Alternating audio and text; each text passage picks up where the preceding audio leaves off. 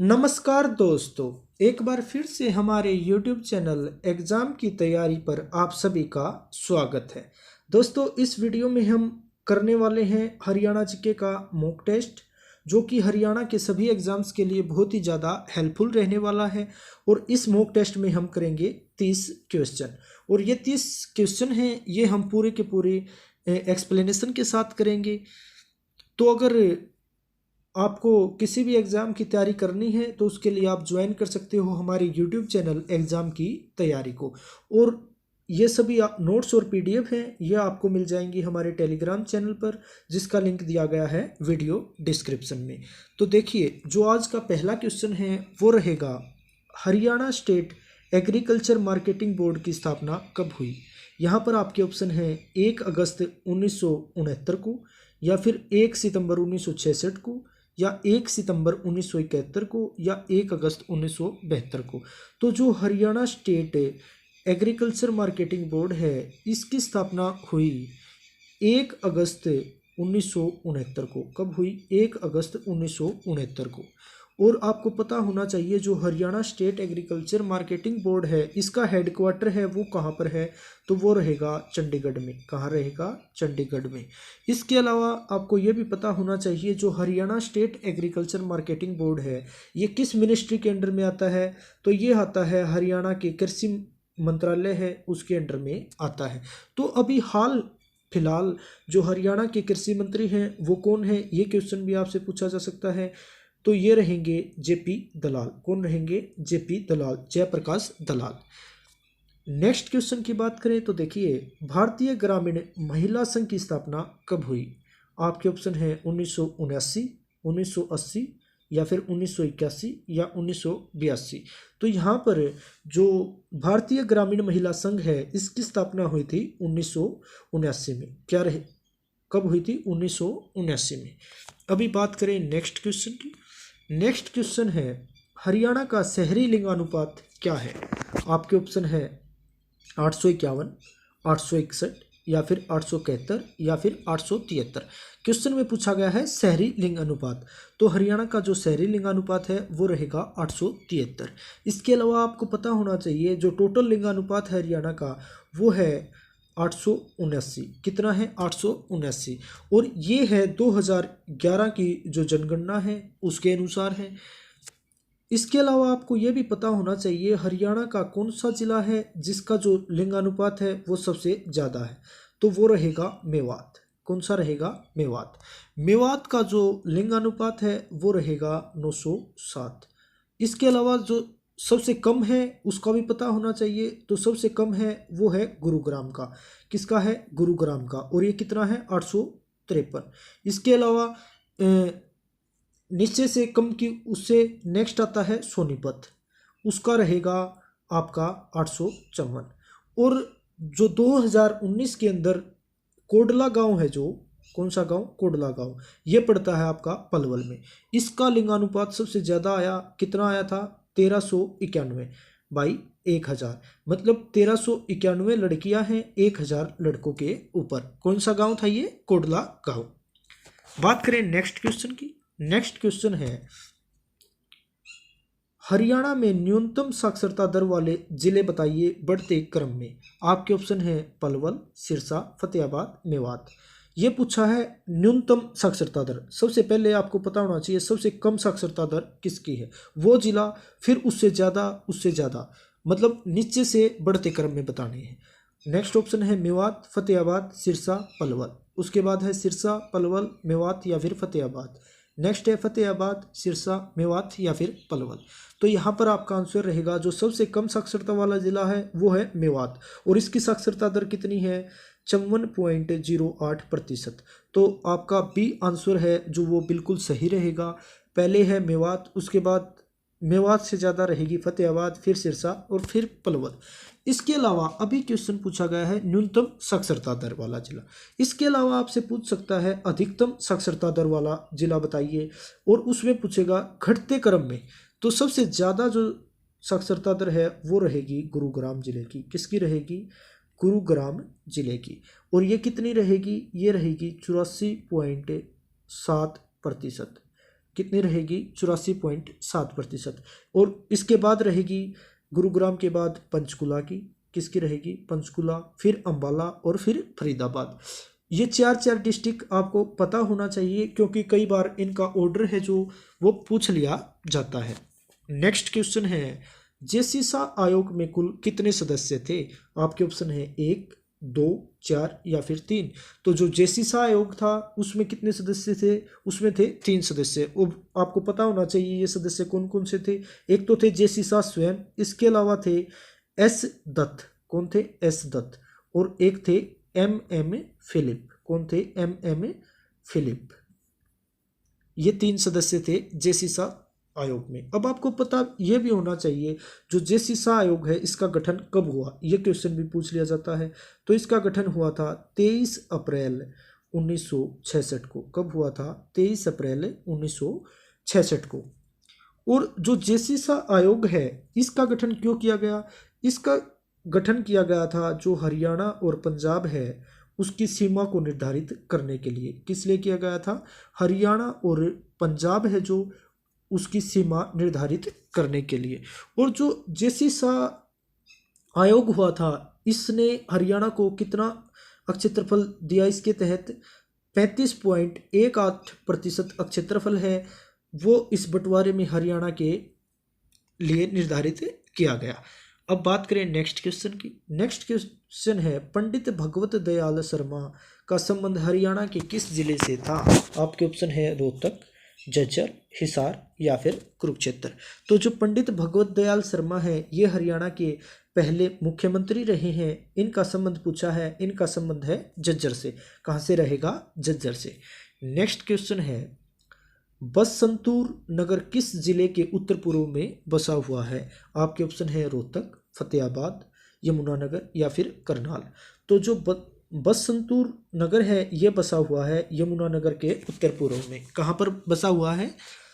यमुनानगर के उत्तर पूर्व में बसा हुआ है। और आपको पता होना चाहिए इस बात का भी जो बसंतपुर है इसका संबंध था राजा शांतनु से। किससे था? राजा शांतनु से। और आपको पता होगा यमुनानगर के अंदर एक पुनर्वास स्थान है, हाथी पुनर्वास और अनुसंधान केंद्र, वो भी कहाँ पर रहेगा? वो है आपका बसंतपुर यमुनानगर में। कहाँ पर है? बसंतपुर यमुनानगर में। नेक्स्ट क्वेश्चन है रणबीर सिंह हुड्डा को सत्याग्रह आंदोलन में भाग लेने के कारण कब गिरफ्तार किया गया? आपके ऑप्शन है 1929, 1933, 1937 या फिर 1941। तो जो रणवीर सिंह हुड्डा हैं, चौधरी भूपेंद्र सिंह हुड्डा के पिताजी हैं ये थे, इन्हें सत्याग्रह आंदोलन में भाग लेने के कारण गिरफ्तार किया गया था। तो ये कब किया गया था? 1941 में। कब किया गया था? 1941 में। बात करें नेक्स्ट क्वेश्चन की। नेक्स्ट क्वेश्चन है पहलवान अशोक कुमार गर्ग को सितारा-ए पंजाब की उपाधि कब दी गई? आपके ऑप्शन है 1990 में, 1991 में या 1992 में या फिर 1993 में। तो जो पहलवान अशोक कुमार गर्ग हैं इन्हें सितारा-ए पंजाब की जो उपाधि है वो दी गई थी 1991 में। कब दी गई थी? 1991 में। नेक्स्ट क्वेश्चन है जैनेन्द्र जैन गुरुकुल किसने बनवाया? आपके ऑप्शन है आचार्य बलदेव, आचार्य बालकृष्ण या फिर आचार्य कृष्णचंद्र या फिर आचार्य रामकृष्ण। तो यहाँ पर जो आपका आंसर रहेगा जो जैनेन्द्र जैन गुरुकुल है ये बनवाया आचार्य कृष्णचंद्र ने। किसने बनवाया था? आचार्य कृष्णचंद्र ने। नेक्स्ट बात करें तीसरा यक्ष कौन सा है? आपके ऑप्शन है कपिल यक्ष, बहर यक्ष, तरंतुक यक्ष या फिर वह्यू अरंतुक यक्ष। तो जो तीसरा यक्ष है वो रहेगा वह्यू अरंतुक यक्ष। कौन सा यक्ष? वह्यू अरंतुक यक्ष। नेक्स्ट क्वेश्चन है ऐतिहासिक स्थल मिथाथल जो कि भिवानी में है उसका उत्खनन है वो किस वर्ष किया गया? आपके ऑप्शन है 1967 में, 1968 में या फिर 1969 में या फिर 1970 में। तो जो ऐतिहासिक स्थल मिथाथल है इसका उत्खनन किया गया था 1967 के अंदर। कई जगह पर 1967-68 लिखा आता है, तो अगर दोनों ऑप्शन में हो तो आपका आंसर रहेगा 1967। और ये किसके द्वारा किया गया था? ये किया गया था डॉक्टर सूरजभान के द्वारा। किसके द्वारा किया गया था? डॉक्टर सूरज भान के द्वारा। नेक्स्ट क्वेश्चन है जो कि बहुत ही ज़्यादा इंपॉर्टेंट क्वेश्चन है, किस परियोजना को देश के उत्तरी क्षेत्र की प्रथम मेगा परियोजना घोषित किया गया है? आपके ऑप्शन है इंदिरा गांधी तापीय विद्युत परियोजना, या फिर यमुनानगर थर्मल पावर प्लांट, या फिर पानीपत रिफाइनरी, या फिर राजीव गांधी तापीय विद्युत परियोजना। तो जो मेगा परियोजना है वो घोषित किया गया राजीव गांधी तापीय विद्युत परियोजना को। और ये कहाँ पर रहेगी? ये रहेगी आपकी खेदड़ हिसार में। कहाँ पर रहेगी? खेदड़ हिसार में। राजीव गांधी तापीय विद्युत परियोजना इसको कहा गया मेगा परियोजना, और ये रहेगी खेदड़ हिसार के अंदर। नेक्स्ट क्वेश्चन है, हिंदुस्तान मशीन टूल्स जिसे HMT भी कहते हैं, ये कहाँ पर था? आपके ऑप्शन है रोहतक, पिंजौर, बहादुरगढ़, या फिर महेंद्रगढ़। तो हिंदुस्तान मशीन टूल्स है ये रहेगा पिंजौर पंचकुला के अंदर। कहाँ पर? पिंजौर पंचकुला के अंदर। नेक्स्ट क्वेश्चन है, राजकीय राजमार्ग की लंबाई कितनी है? आपके ऑप्शन है 1418 किलोमीटर, 1815 किलोमीटर, या फिर 2521 किलोमीटर, या 1618 किलोमीटर। तो यहाँ पर जो आपका आंसर रहेगा, जो राजकीय राजमार्ग की हरियाणा के अंदर लंबाई पूछी है तो वो रहेगी 2521 किलोमीटर। कितनी रहेगी? 2521 किलोमीटर। इसके अलावा यहाँ से आपको एक क्वेश्चन भी पूछ सकता है, जो नेशनल हाईवे है, राष्ट्रीय राजमार्ग है, उसकी लंबाई भी आपसे पूछ सकता है, तो वो रहेगी 1518 किलोमीटर। कितनी रहेगी? 1518 किलोमीटर। नेक्स्ट क्वेश्चन है जो कि बहुत ही ज़्यादा इंपॉर्टेंट है, दीनबंधु छोटूराम विज्ञान एवं प्रौद्योगिकी विश्वविद्यालय की स्थापना कब की गई? तो जो दीनबंधु छोटूराम विज्ञान एवं प्रौद्योगिकी विश्वविद्यालय है, इसकी स्थापना कब की गई थी? आपके ऑप्शन है 1987 में, 2009 में, 2010 में, या फिर 2011 में। यहाँ से आपका आंसर रहेगा 1987 में की गई दीनबंधु छोटूराम विज्ञान एवं प्रौद्योगिकी विश्वविद्यालय की स्थापना। और ये कहाँ पर रहेगी? ये रहेगी मुरथल के अंदर। कहाँ पर? मुरथल कहाँ पर है? ये रहेगा सोनीपत डिस्ट्रिक्ट में। कहाँ पर है? सोनीपत डिस्ट्रिक्ट में। नेक्स्ट क्वेश्चन, पानीपत संग्रहालय की स्थापना कब हुई? आपके ऑप्शन है 1987 में, 2009 में, 2010 में, या फिर 2000 में। तो जो पानीपत संग्रहालय है इसकी स्थापना की गई 2000 के अंदर। कब की गई? 2000 के अंदर।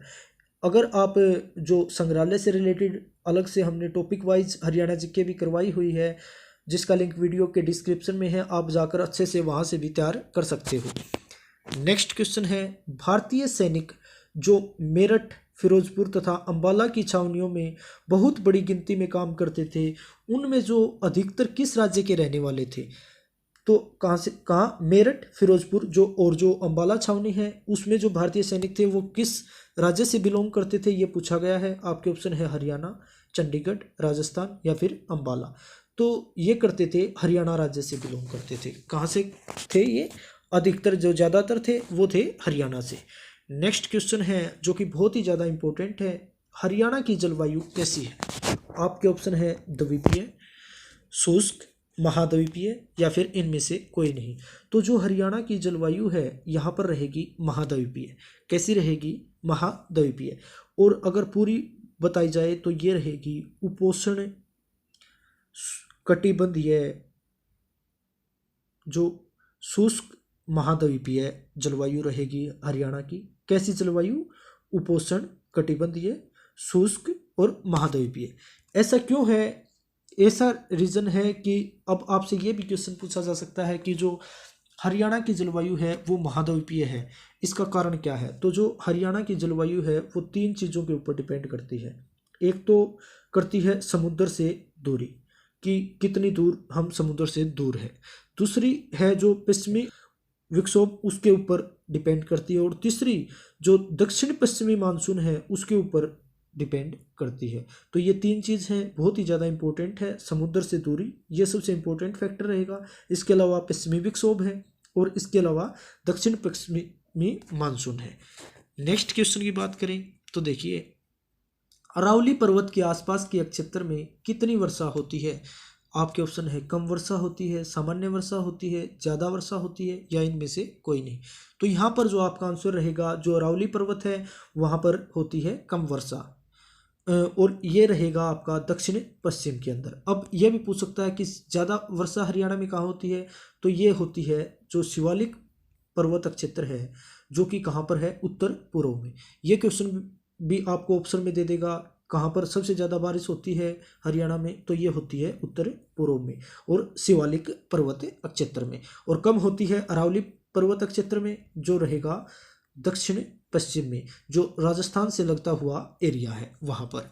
नेक्स्ट क्वेश्चन है, छाछ जो कि चांदी से निर्मित होता है नामक आभूषण शरीर के किस अंग में पहना जाता है? तो यहां पर आपके ऑप्शन है, माथे पर लटकाने वाला आभूषण, पाँव में पहनने वाला आभूषण, या फिर अनामिका अंगुली में पहनने वाला आभूषण, या फिर कलाई पर बांधने वाला आभूषण। तो यहाँ पर आंसर रहेगा जो छाछ होता है वो होता है माथे पर लटकाने वाला आभूषण। और ये भी आपको ध्यान रखना है, ये आभूषण चांदी से बना हुआ होता है। नेक्स्ट क्वेश्चन है, नागदेव का मेला कहाँ पर आयोजित किया जाता है? आपके ऑप्शन है, घोघड़िया जींद के अंदर, हांसी हिसार के अंदर, या फिर अस्तल बोहर रोहतक के अंदर, या फिर किलोई रोहतक के अंदर। जो नागदेव मेला है वो होता है गोगड़िया जींद के अंदर आयोजित। कहाँ पर आयोजित होता है? गोगड़िया जींद के अंदर। बात करें नेक्स्ट क्वेश्चन की। नेक्स्ट क्वेश्चन है, धमतान साहिब मेला कहाँ आयोजित किया जाता है? तो जो धमतान साहिब मेला है, इसके ऑप्शन है यहाँ पर अस्तलपुर रोहतक, हांसी हिसार, या फिर धमतान जींद, या फिर किलोई रोहतक।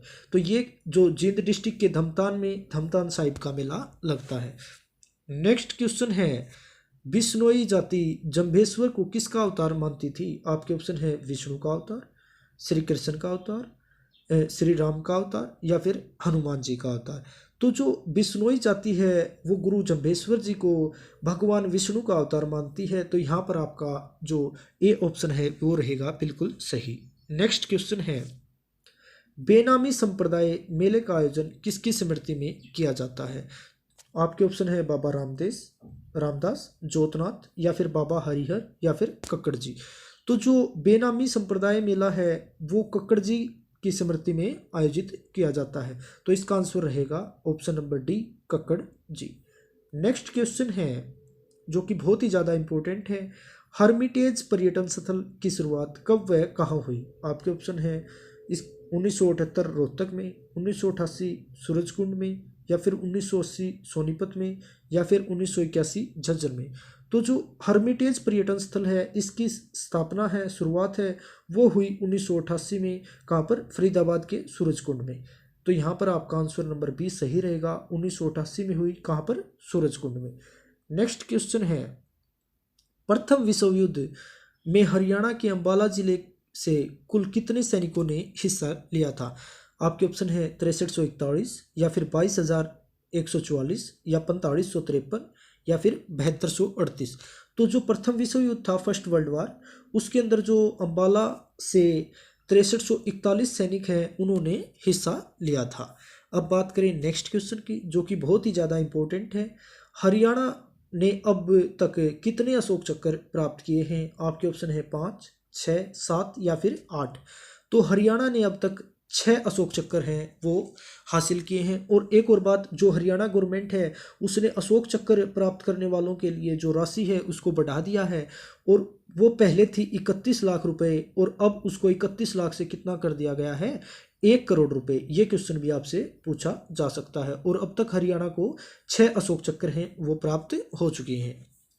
नेक्स्ट क्वेश्चन है, हरियाणा में सैंधव सभ्यता का प्रसार कब हुआ? आपके ऑप्शन है, 2600 से 1800 ईस्वी पूर्व, 2700 से 1900 ईस्वी पूर्व, या फिर 2500 से 1700 ईस्वी पूर्व, या फिर 2400 से 1600 ईस्वी पूर्व। जो हरियाणा में सैंधव सभ्यता है इसका विस्तार हुआ 2500 से 1700 ईस्वी पूर्व। कब हुआ? 2500 से 1700 ईस्वी पूर्व। नेक्स्ट क्वेश्चन, और आज के जो मॉक टेस्ट है उसका आखिरी क्वेश्चन, मोहन सिंह मंडार ने बाबर के विरुद्ध विद्रोह कब किया था?